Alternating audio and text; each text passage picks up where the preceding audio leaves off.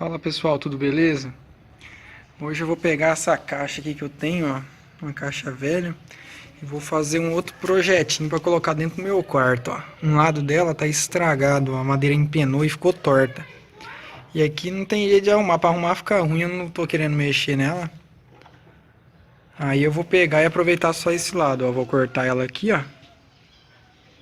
Vai ficar só esse lado de cá. E vamos começar os cortes.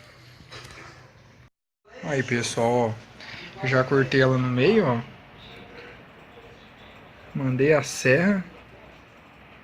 Já cortei ela, depois eu vou pôr um carpete, né? Ó, já passei o fio. E é isso aí, ó, ela ficou assim.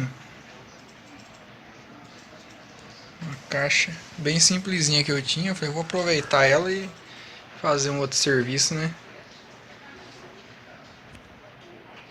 Aí pessoal, com o outro lado da caixa, ó. Fiz essa caixinha para os 269 aqui, ó. Aproveitando tudo. Aí, ó. E vamos ligar o bicho aqui, né? Pra ver como vai ficar.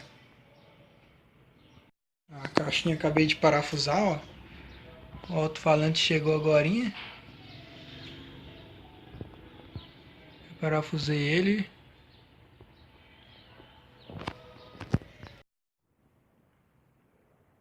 Aí pessoal, ó. Já montei tudo aqui, ó.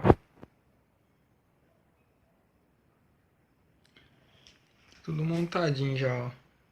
Módulo de 3000. Os 269. E um sub da Rodstar de 12.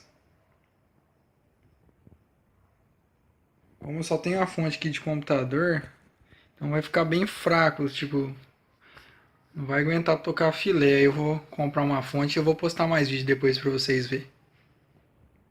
Beleza? Falou, até a próxima.